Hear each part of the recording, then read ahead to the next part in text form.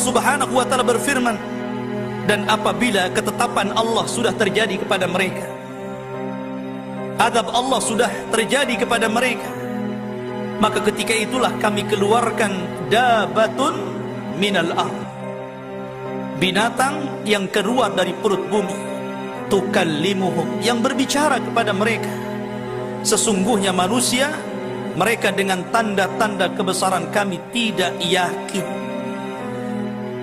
Binatang ini keluarnya dari Mekah atau dekat dengan Mekah, dan juga dia bisa masuk ke Madinah, bahkan ke Baitul Maqdis.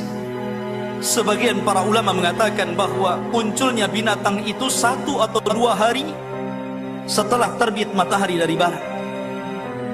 Ada yang mengatakan binatang itu muncul dulu, baru 1-2 hari muncul matahari terbit dari barat.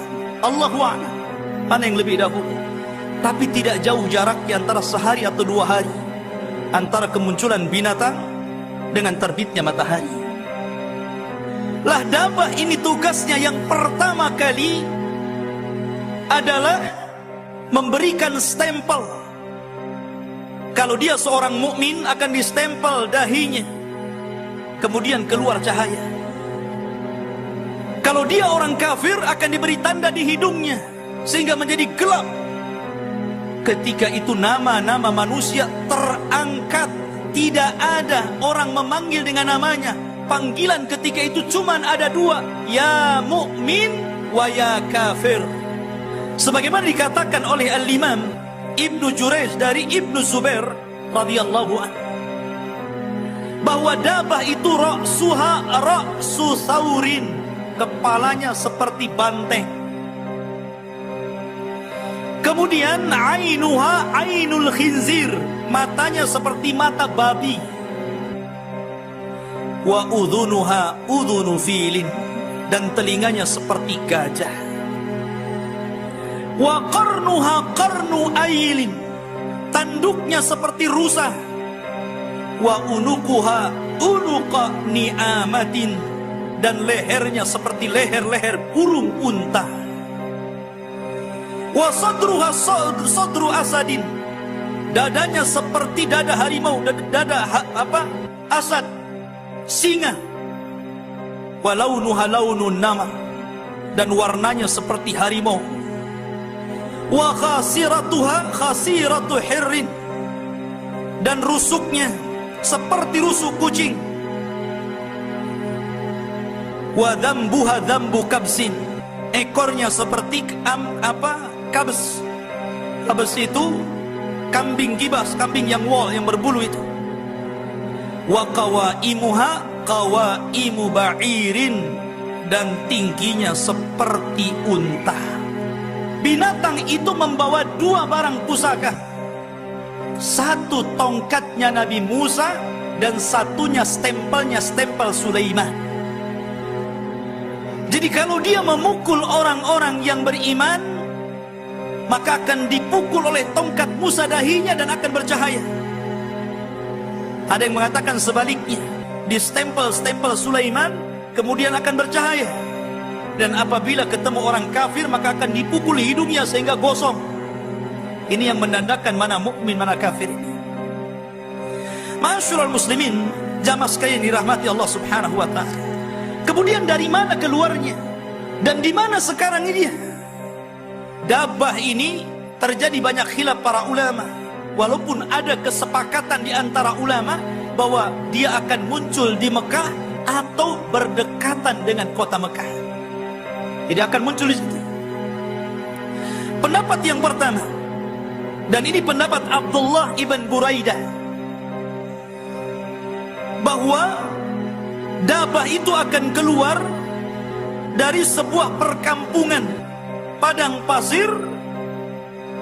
Disitulah dia pernah berjalan bersama Rasul.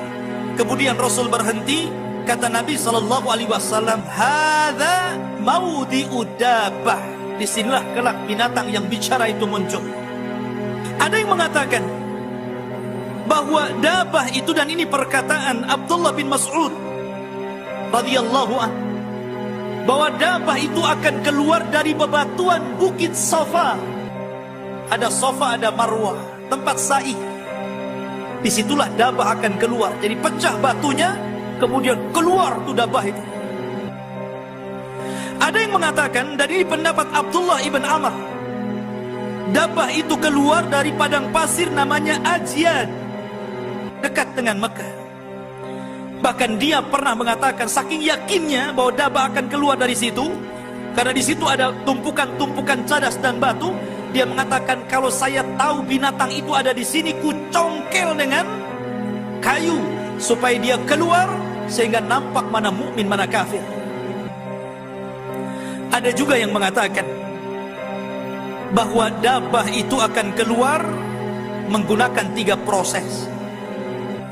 Pertama akan keluar fil bawadi, keluar dari lembah dulu, kemudian sembunyi. Kemudian setelah itu keluar di perkampungan, kemudian sembunyi. Baru kemudian dia menampakkan di Masjidil Haram. Barulah manusia lari ketakutan. Tetapi Dabah ini akan mengejar seluruh manusia. Tidak ada satupun manusia yang lolos dari Dabah ini. Tapi Dabah ini nggak membunuh. Dabah ini hanya sekedar memberikan cap stempel saja, kafir, mukmin, itu saja tugas. Kemudian bicara. Dia tidak membunuh seperti Dajjal. Dia tidak sadis seperti Ya'juj dan Ma'juj. Bahkan dijelaskan dalam sebuah riwayat ikhwatu fiddin yang dimuliakan Allah Azza wa Jal, bahwa saking besarnya Dabah ini, dan ini pendapat yang kuat karena memang pendapat-pendapat yang tadi itu tidak berdasar. Ada yang mendasari pendapat-pendapat bentuk Dabah itu dari berbagai macam pendapat menggunakan hadis lemah. Terkadang hadisnya tidak sampai kepada Rasul sehingga ditolak banyak para ulama. Tetapi ada kemiripan satu dengan yang lainnya, bahwa binatang itu besar. Sebesar apa? Dijelaskan dalam sebuah hadis. Sebagaimana hadis Abdullah bin Amr, bahwa Dabah itu akan keluar dari Ajyan, ra'suha yamussus sahab, di mana kepalanya sampai menempel di awan. Bahkan dijelaskan, wa ma kharajat rijluha minal ar, ketika kepalanya menempel di awan, kakinya belum keluar dari tanah.